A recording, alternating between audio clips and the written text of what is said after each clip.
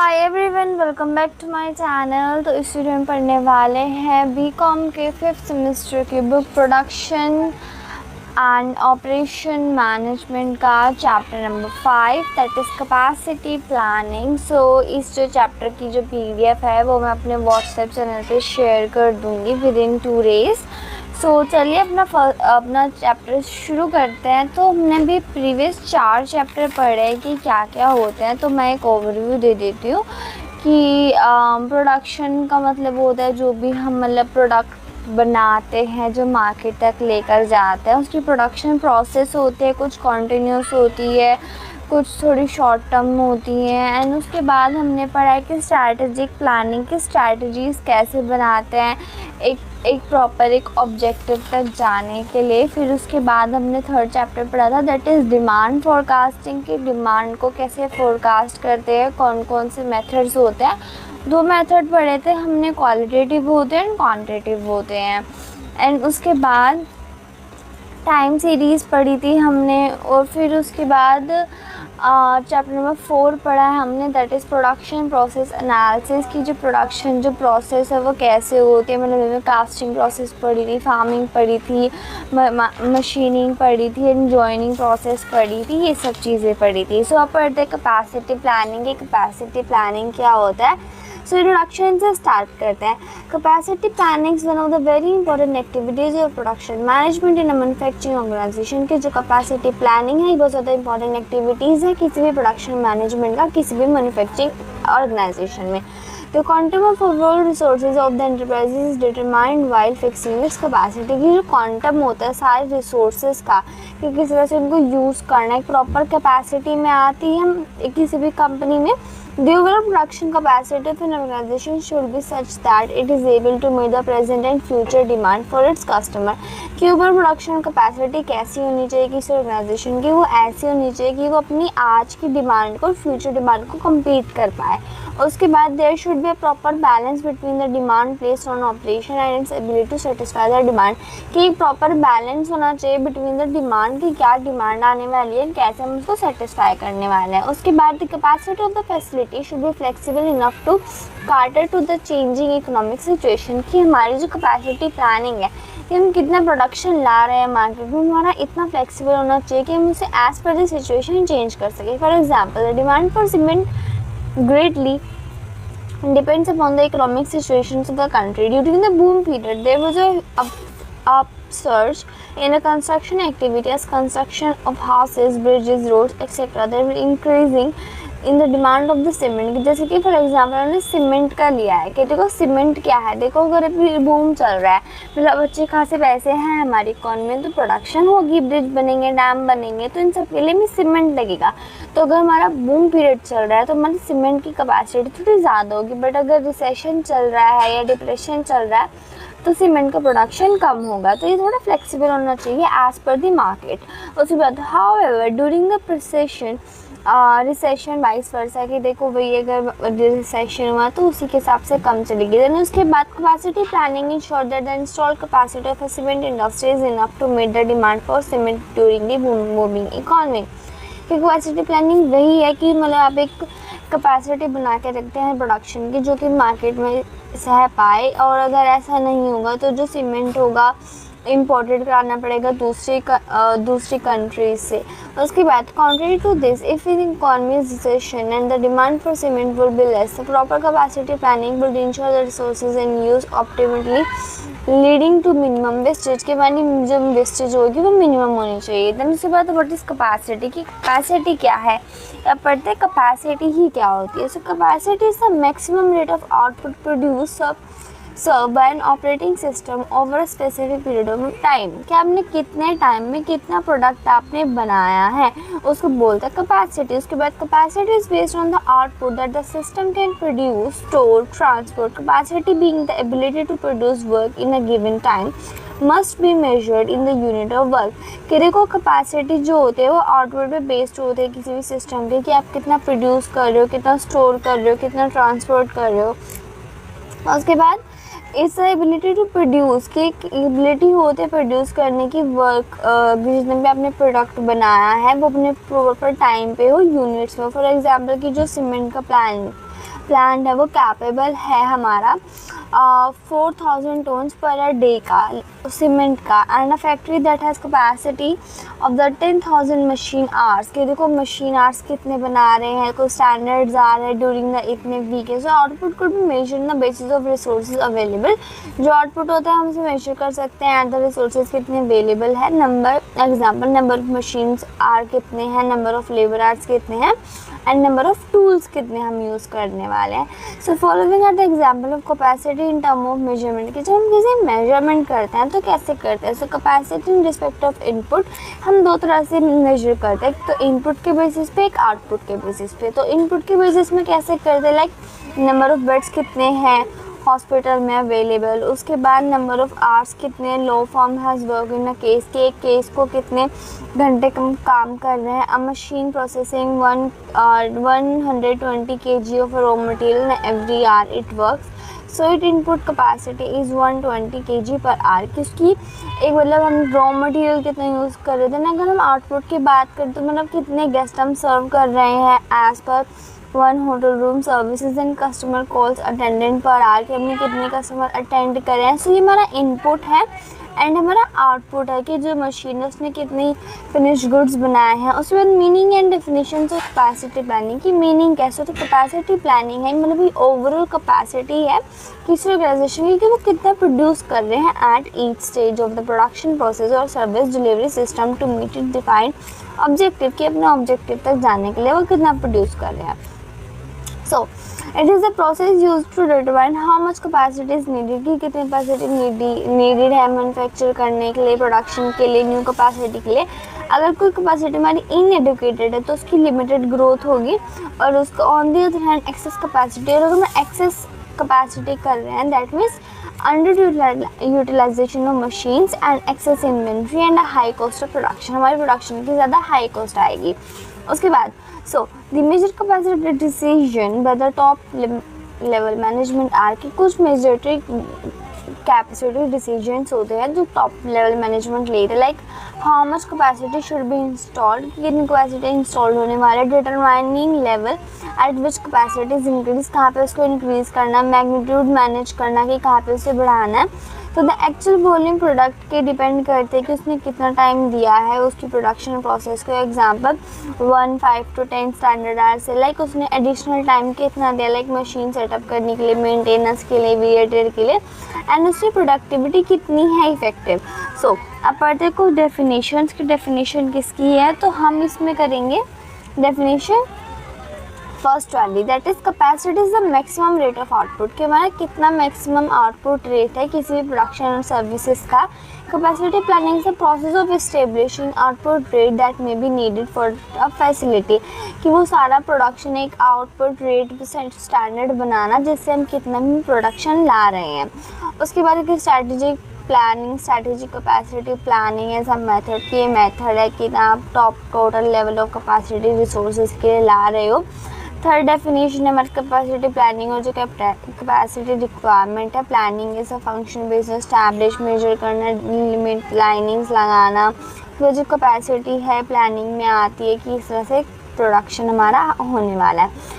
उसके बाद the sum of the basis of the above definition, जो अब इन जितनी भी डेफिनेशंस पढ़ी है उनका सम अप है कि डिटरमाइन करना मैक्सिमम आउटपुट रेट कितना है किसी भी सर्विस फैसिलिटीज़ का, कि how much labour and machines हमारे रिक्वायर हो रही हैं किसी भी प्रोडक्शन तक ले जाने के लिए। उसके बाद आप पढ़ते हैं पर्पस ऑफ कैपेसिटी प्लानिंग, की जो कैपेसिटी प्लानिंग है उसका क्या क्या पर्पस होते हैं। तो जो कैपेसिटी प्लानिंग होती है डिज़ाइन करते हैं, टॉप लेवल मैनेजमेंट करता है, फोरकास्ट करता है डिमांड फ्यूचर में होने वाली।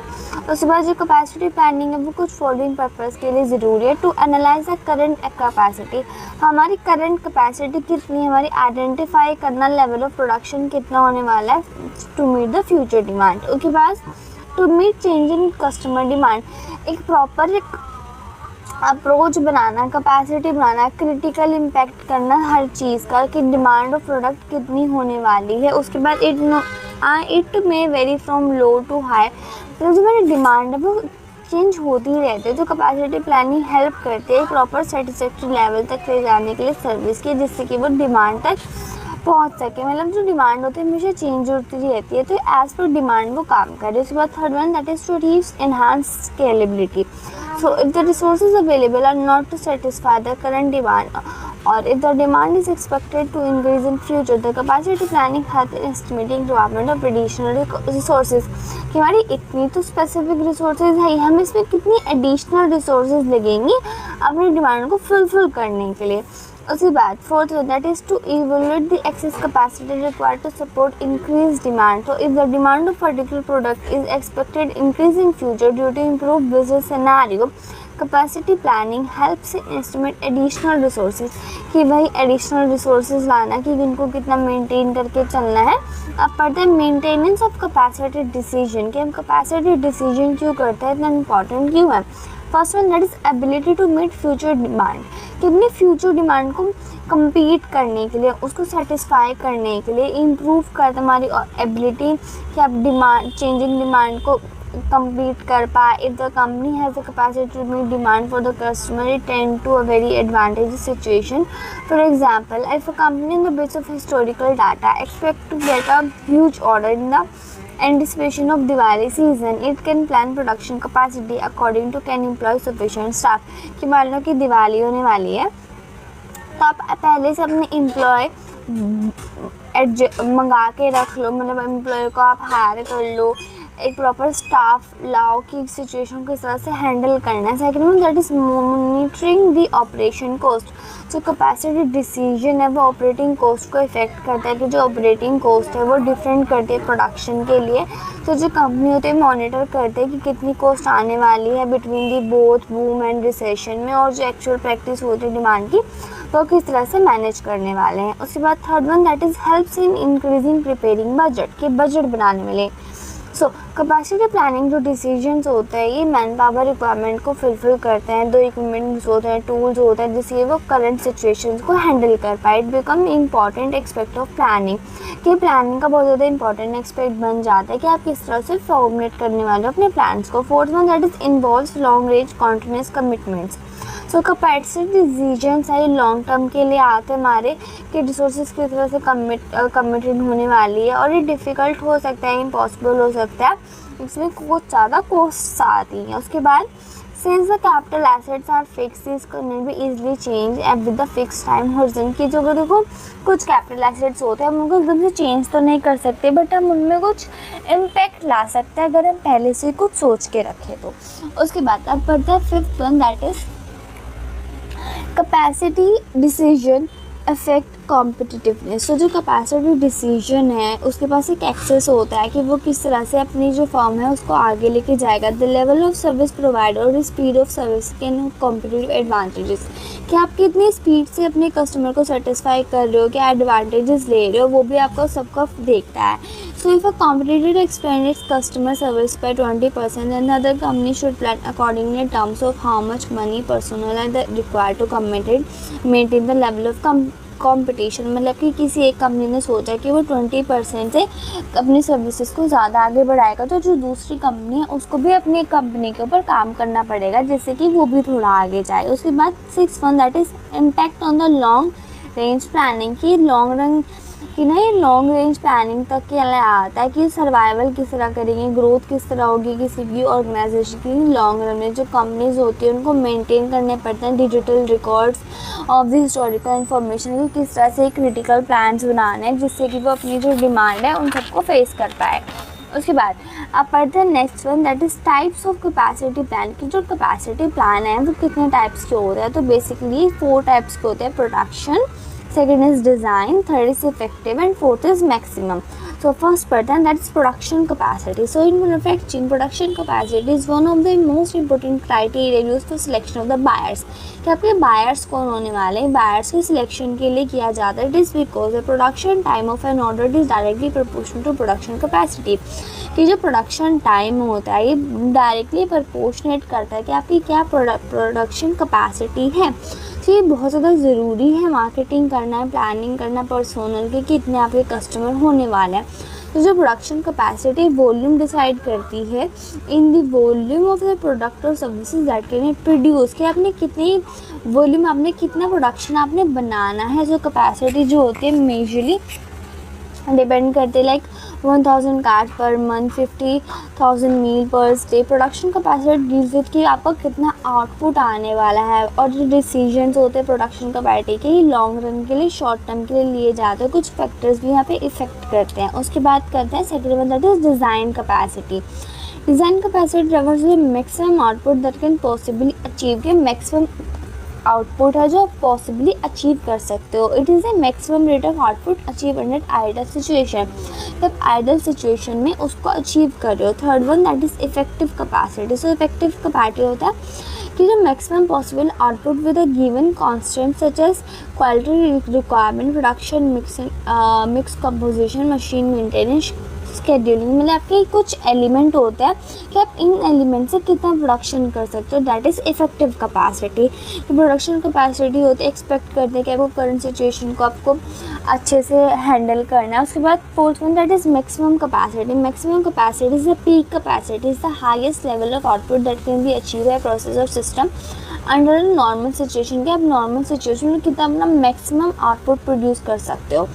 सो when the capacity is measured in relation to equipment alone, कि जब इक्विपमेंट के हिसाब से बनाते हो, रेटेड कैपेसिटी होती है कि मैक्सिमम कैपेसिटी आप कितना बना सकते हो, कितना एक्सरसाइज करवाना, ओवर टाइम करवाना, एक्स्ट्रा शिफ्ट कराना, हायर करना एक्स्ट्रा स्टाफ, कि आप किस तरह से एडजस्टमेंट करते हो नाइट शिफ्ट वगैरह, जिसके आप इजीली उसको अचीव कर पाओ। उसके बाद पढ़ते हैं मेजरमेंट ऑफ कैपेसिटी, की कैपेसिटी का मेजरमेंट कैसे कर सकते हैं। सो ये सिंगल मेजरमेंट कैपेसिटी तो है नहीं, rather than a measure of capacity is tailored in a situation की as per the situation change होता है। Example, hospital measure the capacity the number of patients, जैसे कि हॉस्पिटल्स में देखते हैं कि नंबर ऑफ पेशेंट कितने आ रहे हैं हमारे, एंड एयरलाइन चेक करता है कि आपकी कितने मंथ बुकिंग हो रही है। So in the general measure capacity जो होते हैं तो दो वे से कर जाते हैं, तो इनपुट से या आउटपुट से। सो इन आउटपुट मेजर्स कौन से होते हैं कि हमने कितना प्रोड्यूस करा है, लाइक लार्जर वॉल्यूम्स करें हैं कि आपके जस्ट की non flexible system. For example जो हुंडई मोटर्स हैं state Tamil Nadu plant unit in 6 lakh vehicles per years आती हैं उनके, एंड द इनपुट्स एंड जो हमारा इनपुट मेजर्स हैं and those measures which are produce standard in volumes, कि हमने कितनी वॉल्यूम आए हैं, low volumes with the production process flexible flow system.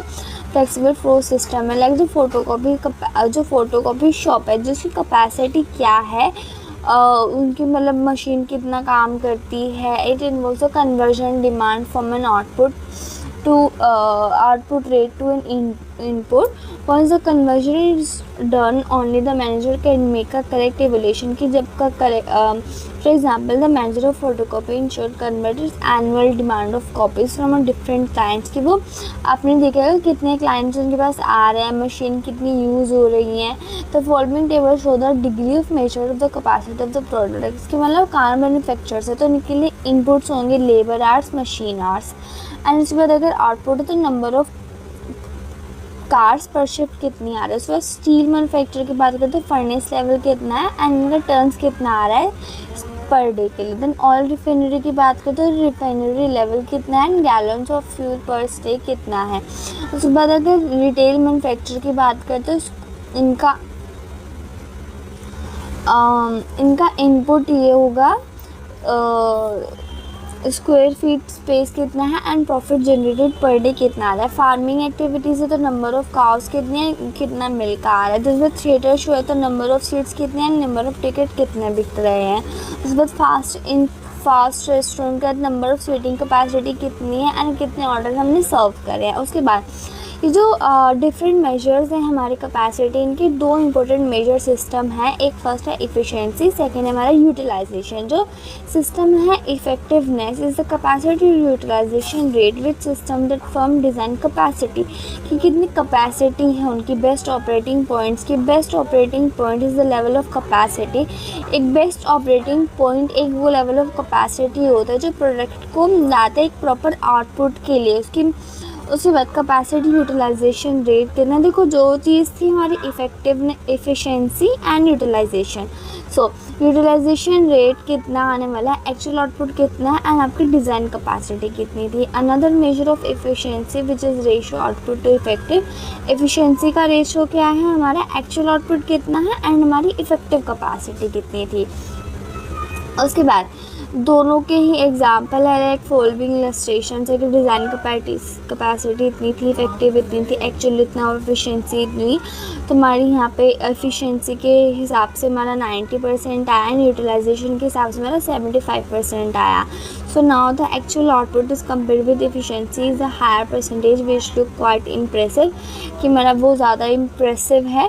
उसके बाद however actual capacity when compared with design capacity की विच मस्ट लेसर, वो थोड़ा कम है। उसके बाद इसी का मतलब इसी को ब्रीफ में एक्सप्लेन करा है। पर the factors affecting capacity planning, अब कौन कौन से फैक्टर्स है जो हमारी कैपेसिटी प्लानिंग को इफेक्ट करते हैं। So capacity planning is a maximum output और production of a service of organisation की कैपेसिटी एक मैक्सिमम आउटपुट है किसी प्रोडक्शन का, किसी भी सर्विस का, किसी भी ऑर्गेनाइजेशन में। जो सारे ऑर्गेनाइजेशन होते हैं उनकी फ्लेक्सिबल कैपेसिटी होती है कि एज पर रिसोर्सेज के लिए काम करेंगे, डिमांड के लिए काम करेंगे। So as per rate and standards capacity planning the process of establishing the output rate that may be needed in facility of a specific point of time. In today's competition world, there are many factors that affect production capacity. आज के world में काफ़ी ज़्यादा factors है जो effect करते हैं। सो कुछ उनमें से फैक्टर्स हैं like availability of factor of production, कि आपका फैक्टर ऑफ प्रोडक्शन क्या होने वाला है। सो हमारे पास फैक्टर ऑफ प्रोडक्शन 4 ही होते हैं मेनली जब मैन्युफैक्चरिंग ऑर्गेनाइजेशन में लाते हैं, like man, material, machine, money. Like machine, money, man and material. So अगर मटेरियल की बात करें, रॉ मटेरियल कितना आने वाला है, प्री कंडीशन कितनी होने वाली है, जो रॉ मटेरियल कितना अवेलेबल है, कितना अवेलेबल नहीं है, कितनी डिज़ायर्ड क्वालिटी आएगी कि नहीं आएगी। देन मशीन मतलब कितनी मशीन्स हैं आपके पास, कितनी स्पीड से, एक्यूरेसी से वो मशीन्स काम करते हैं, फ्लेक्सिबिलिटी कितनी है उनकी। देन मनी मतलब जो मनी होती है, ब्लड होती है किसी बिजनेस का, वो डिपेंड करता है अवेलेबिलिटी ऑफ रीजनेबल कॉस्ट कितनी होने वाला है। देन मैन की ह्यूमन रिसोर्स कितनी है किसी ऑर्गेनाइजेशन की, वो कितने अच्छे से काम करने वाला है। सो वो second one that is design of a product facility, कि डिज़ाइन क्या होने वाला है किसी भी प्रोडक्ट फैसिलिटी का। So the design of a production facility is important in the sense whatever provision expansion is possible or not.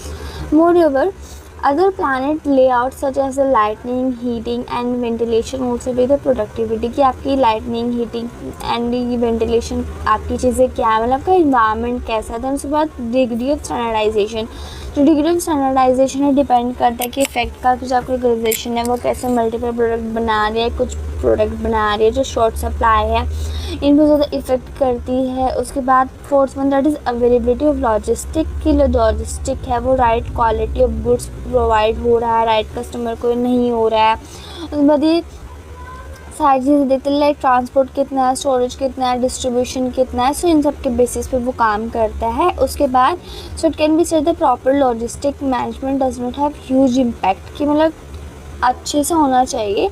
सो यहाँ पे लिखा है द होल स्ट्रक्चर और activities that control, plan and implement transportation, storage, distribution, information of a point of origin is called logistic management. So logistic management क्या है, जिसमें हम हमारा transportation, storage, distribution of goods ये सब चीज़ें लाते हैं, that is called logistic management. First one that is external factors. So external factors like quality of standards कितना है, सेफ्टी रेगुलेशंस कितना है, लेबर लेजिस्लेशंस कितने हैं, पॉल्यूशन कंट्रोल स्टैंडर्ड्स कितने हैं, टैक्सेशन कितने, इकोनॉमिक पॉलिसीज़ कैसे। पता है सिक्स मंथ की प्रोडक्टिविटी कैसे। तो प्रोडक्टिविटी है एक रिलेशनशिप है आपके इनपुट एंड आउटपुट का, जो क्वान्टिटेटिव टर्म्स में होते हैं। रेशो होता है कि आपका आउटपुट कितना प्रोड्यूस कर रहे हो आप with input such as man, material और मशीन को, इन सबको लगा के कितना आपका आउटपुट आ रहा है। So hence ultimate aim of business process to maximum output, का आपका मैक्सिमम आउटपुट आए विद मिनिमम इनपुट से। जो प्रोडक्टिविटी है उनकी दो फॉर्म्स है, इफेक्टिवनेस एंड एफिशिएंसी। अगर इफेक्टिवनेस की बात करें तो producing more with same inputs, कि आपने इनपुट सेम रखे बट आपने आउटपुट ज़्यादा प्रोड्यूस करा। देन एफिशिएंसी की बात करते हैं, producing same output as before with less inputs, कि आपने सेम आउटपुट प्रोड्यूस करा as before with less input, आपने लेस इनपुट यूज़ करें। एंड ऑप्टिमम यूटिलाइजेशन क्या होता है, producing and generating minimum wastage, कि आपका मिनिमम वेस्टेज आ रहा है। उसके बाद अब पढ़ते हैं कैपेसिटी प्लानिंग स्ट्रैटेजीज़ की। कैपेसिटी प्लानिंग की क्या क्या स्ट्रैटेजीज़ हैं, तो दो ही हैं, long term and short term. So capacity planning से कंसर्न में defining the long term and short term capacity requirements, कि आपकी long term and short term requirements होते हैं किसी भी कंपनी की। तो जो कैपेसिटी डिवीजन से इफेक्ट करता है human material equipment and financial resources वो कैसे होने वाले हैं। सो जो लॉन्ग टर्म में होते हैं वो पढ़ लेते हैं कि लॉन्ग टर्म वाले क्या है। So in long term capacity planning organisation primarily focus on macro issues, की मैक्रो इश्यूज़ कौन से, लाइक जो लॉन्ग रन में हमारे चलते हैं, लाइक फर्म के प्रोडक्शन फैसिलिटी कितना है, पार्टिसिपेशन कितना होने वाला, टॉप लेवल मैनेजमेंट का जो लॉन्ग टर्म कैपेसिटी है, ये स्ट्रैटेजीज लाते हैं सच एज लोकेशन क्या होने वाला, टेक्नोलॉजिकल ऑब्सोलेंस कैसे होने वाला, टेक्नोलॉजी कैसे फेस करोगे, जो मेजर चेंजेस है प्रोडक्ट में वो कैसे होने वाले हैं। तो एक्सटर्नल इन्वायरमेंटल कंडीशंस आते हैं such as economic, political, technological, social conditions के कैसे होने वाले हैं, कि उसमें कैसे अपने, कि मतलब लॉन्ग टर्म में वही है कि आपको किस तरह से वर्ल्ड को फेस करने वाला है। So following factors must be keep into consideration, कि कुछ फैक्टर्स है जो आपको कंसिडरेशन में रखना जब आप लॉन्ग टर्म कैपेसिटी प्लानिंग करते हो, लाइक एस्टिमेशन करते हो कौन से फंड्स अवेलेबल है, ग्रोथ एंड इन्वेस्टमेंट के लिए एंटिसिपेट कर दो सारे कंपटीशन फर्म्स को, देन फ्यूचर ऑफ कंपटीशन कितना होने वाला है टेक्नोलॉजी के बेसिस पे, नेसेसरी कंपटीशन कैसे करोगे आप, then estimating demand for the company की डिमांड कैसे करने वाले हो हैंडल। उसके बाद फर्दर सेकेंड वाला that is short term capacity strategies. So short term capacity strategies concern करते हैं issue of sequencing, transfer of labour की, सीक्वेंसिंग कैसे करने वाले हो, ट्रांसफ़र ऑफ लेबर कैसे करोगे, एडजस्टमेंटिंग रिसोर्सेज कैपेसिटी कैसे करोगे, कि अल्टीमेट एम क्या होने वाला है शॉर्ट टर्म कैपेसिटीज़ का। फिर उसके बाद की डायनेमिक इन्वायरमेंट में कैसे फेस करोगे, it run the efficiently with in time span, क्योंकि टाइम स्पैन होता है 1 मंथ का, 1 डे का। सो इनके सिर्फ शॉर्ट टर्म पीरियड्स लाइक जो 1 ईयर तक के लिए होते हैं उनके लिए कैसे हैंडल करने वाले हो। सो इसलिए कुछ इश्यूज़ आते हैं like over time working to meet the demand, की ओवर टाइम वर्किंग डिमांड कैसे मीट करोगे, ट्रांसफ़र ऑफ पर्सनल कैसे करने वाला, शेड्यूल कैसे चेंज होने वाला है, इन्वेंट्री प्लांट लोकेशन कैसे चेंज होने वाली है, हायरिंग ऑफ लेबर और शॉर्टर टाइम कैसे मैनेज करोगे। सो अब पढ़ते हैं स्टेप्स इन कैपेसिटी प्लानिंग। कुछ स्टेप्स होते हैं कैपेसिटी प्लानिंग में। सो कैपेसिटी प्लानिंग एक स्ट्रैटेजी है जो कि ऑर्गेनाइजेशन शुरू करी है डिमांड को फेस करने के लिए अपने कस्टमर्स की। तो once capacity is determined, there is a need for decision making. अगर आपने अभी अपना आउटपुट सजेस्ट कर लिया कि आपको इतना आउटपुट बनाना है, तो बात है कि आपको कैसे डिसीजंस लेना है regarding the location, plan, production process, आप कैसे अडेप्ट करने वाले हो। सो इसी कुछ प्रोसेस है लाइक असेसिंग एग्जिस्टिंग कैपेसिटी, कि अभी कैपेसिटी देखो कितनी है, देन फोरकास्टिंग कैपेसिटी नीड्स, की फोरकास्ट करोगे कैपेसिटी नीड कितनी होने वाली है। Third one that is identifying alternative ways to modify capacity, की एक ऑल्टरनेटिव वे फाइंड करो कि आप मॉडिफाई कैसे करने वाले अपनी कैपेसिटी को। Fourth one that is evaluating financial and economical technological capacity alternative, कि आप इवेल्युएट करो अपनी financial, economical and technological capacity of alternatives को। Fifth one that is selecting a capacity alternative most suited to achieve strategic decisions, कि अपने strategic जो mission है उनको कैसे फेस करने वाले हो।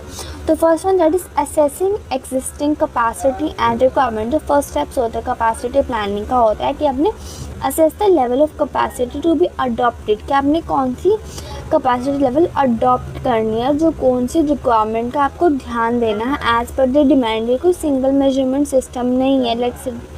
उसके बाद रहता कॉम्बिनेशन, ये कॉम्बिनेशन है डिफरेंट अप्रोचेस का जो कि एक मैनर में करी जाती है। तो 2 approaches of measurement of capacity are taken in account for are efficiency and utilisation.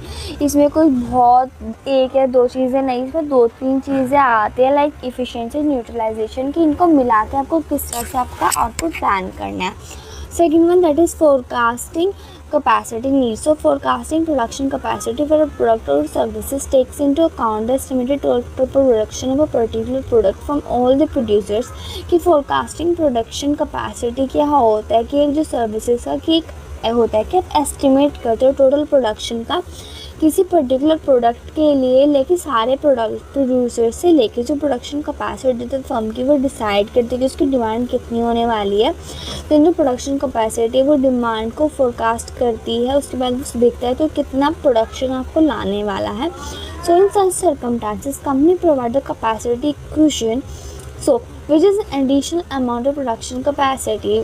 While forecasting the capacity needs of the firm, one has taken the care and how much capacity is competitors, कि competitors कितने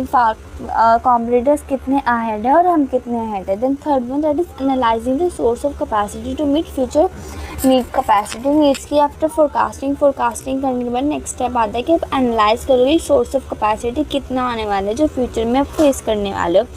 तो बहुत ज़्यादा available है कि मतलब firms में either have a storage capacity और एक्सेस कैपेसिटी, कोई स्टोरेज ऑफ कैपेसिटी हो सकता है, फिर कोई एक्सेस कैपेसिटी हो सकता है। When there is a storage, when there is a shortage of capacity to meet the forecast demand, then the capacity can be expanded by, कि मान लो आपने कोई फोरकास्ट करा बट शॉर्टेज आ गई है, तो उसको कैसे फेस करोगे आप? सब कॉन्ट्रैक्टिंग कंपोनेंट्स पार्ट और even entire product of other firm, constructing new plants, हम न्यू प्लांट्स लाएंगे, इक्विपमेंट खरीदेंगे, एक्सपेंड करेंगे, मॉडर्नाइजिंग करेंगे अपनी।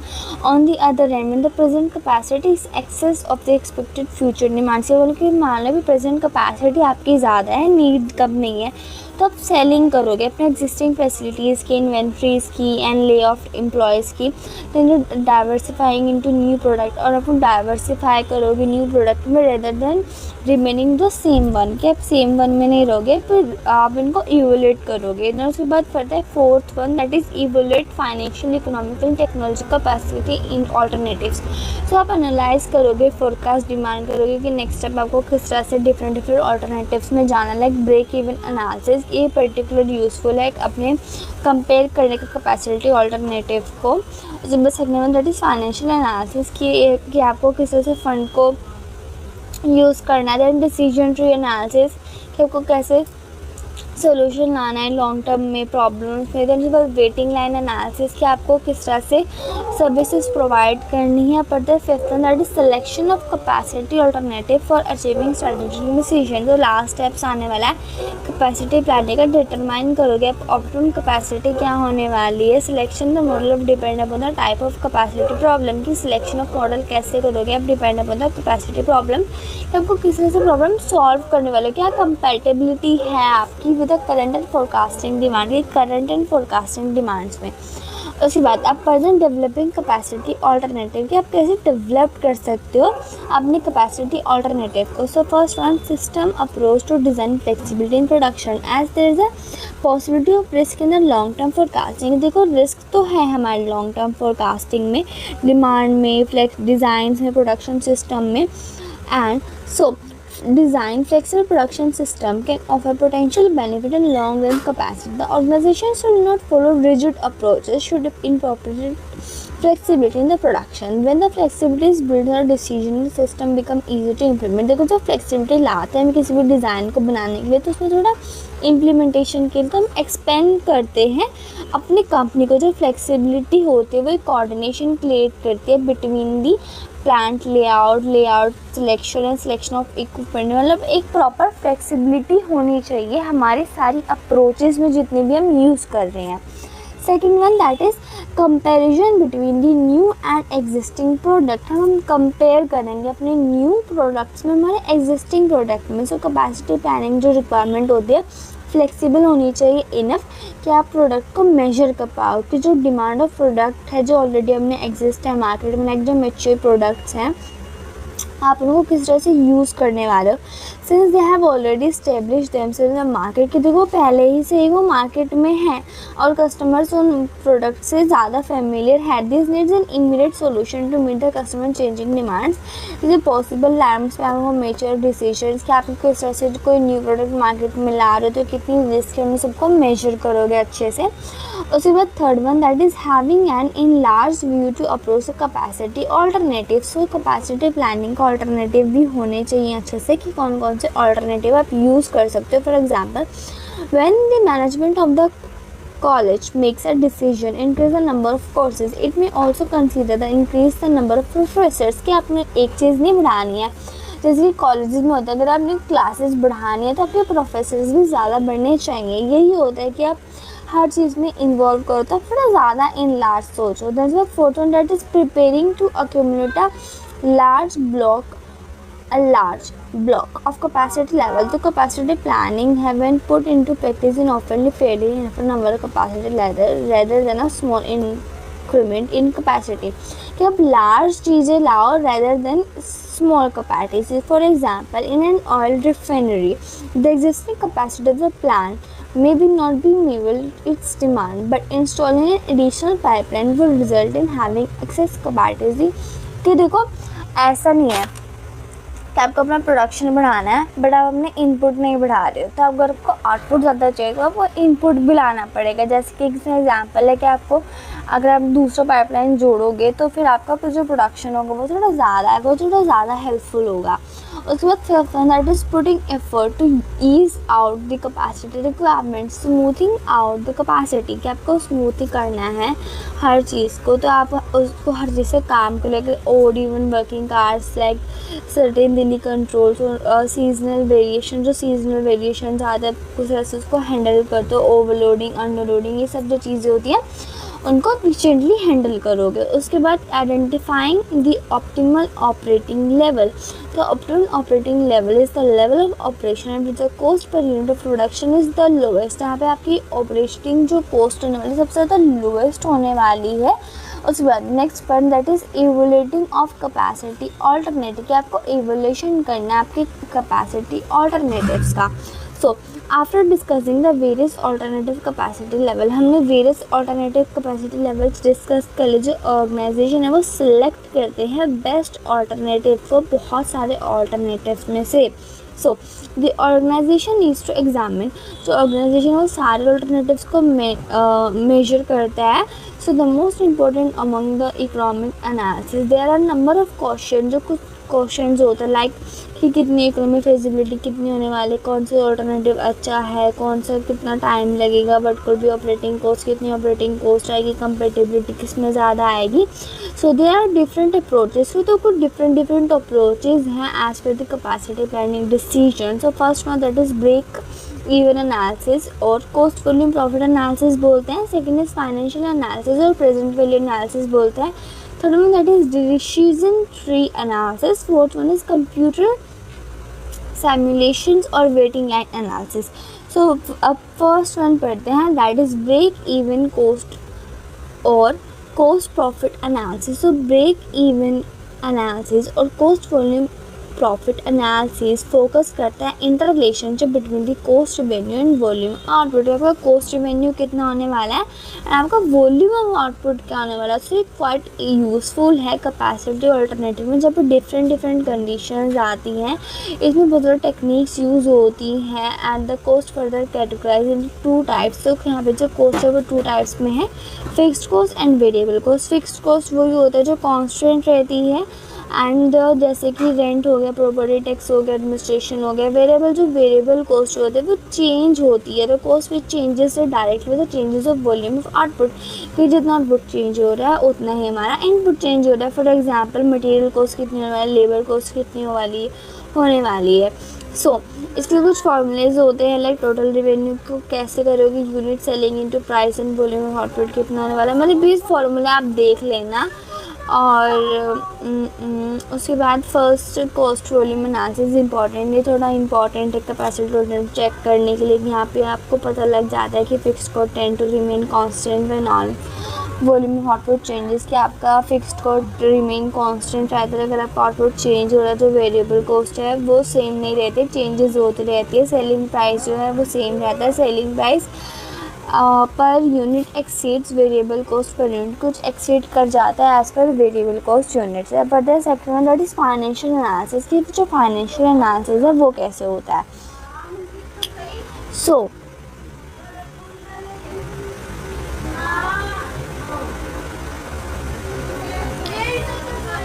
Financial analysis is also one of the most important method है, बहुत ज़्यादा इंपॉर्टेंट मेथड है हमारे इकोनॉमिक एनालिसिस का, जो कि डिसीजन में हेल्प करता है। तो यहाँ पे दो ही मेथड यूज़ करते हैं हम, कैश फ्लो मेथड है ना प्रेजेंट वैल्यू मेथड। जो कैश फ्लो है वो एक डिफरेंट करता है कि कैश इनफ्लो कितने होने वाला है, कैश आउटफ्लोज कितने होने वाले हैं, तो बिटवीन जो कैश हमें रिसीव्ड बाय सेल्स और जो cash outflows like labour material overhead से हमारा कितना पैसा जा रहा है। देन प्रेजेंट वैल्यू मेथड हमारा एक्सप्रेस करता है कि जो द फ्यूचर कैश फ्लो, जो फ्यूचर कैश फ्लो क्या होने वाला है। Like the pay back period method, जो पे बैक पीरियड मेथड है फोकस करता है duration length of time of investment, कि जो इन्वेस्टमेंट का टाइम कितना होने वाला है, ओरिजिनल कॉस्ट पे कितना होने वाले, हम लोग को कब सेंड करेंगे।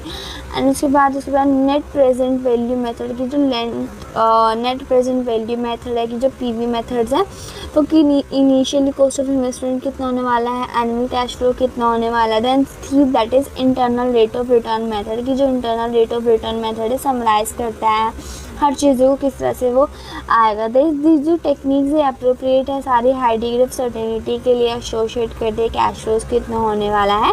Third one that is decision theory और decision tree analysis. So another method है हमारा डिफरेंट एंड अल्टरनेटिव चेक करने का, that is under the situation the risk and uncertainty decision analysis is a power tool which is helpful for final comparison of capacity alternative। इसमें हम दो चीज़ों के बारे में बात करते हैं, रिस्क एंड अनसर्टेनिटी की। जो डिसीजन ट्री है एक स्कीमेटिक मॉडल है जो कि हम सिचुएशन के लिए यूज़ करते हैं। जैसे प्रॉब्लम्स आती है, जो डिसीजन है अपने सॉल्यूशंस मिलते हैं हमारे इंटरडिपेंडेंट डिसीजंस के लिए, किस तरह से आप उनको हैंडल करने वाले हो। सो यहाँ पे डिसीजंस आते हैं सच एज कि कौन सा डिसीजन हम मैनेजमेंट लेंगे, क्या हमारे सीक्वेंस होने वाले डिसीजन की, क्या इंडिपेंडेंस हमारे चीज़ें हैं, फर्दर डिसीजंस है वो कैसे हैंडल होने वाला है, ये सब चीज़ों को हैंडल करते हैं। Then fourth one that is waiting line analysis. So waiting line analysis queuing theory, एक कोइनिंग थ्योरी है, बहुत ज़्यादा इंपॉर्टेंट मेथड है जो डिज़ाइन करता है हमारे इवैल्यूएटिंग सर्विस को ऑल्टरनेटिव के लिए। सो expected cost of various level of service capacity. Waiting line trend make a way of a large variety of service capacity system. Example, waiting line form in the hospital, in a departmental store, in a telephone cell. These lines indicates the shortage of adequate operational system. A proper analysis will help managers to select cost-effective capacity level so that customer need not wait in the system. By providing additional improved capacity, it further help in determining expected cost and future levels of capacity.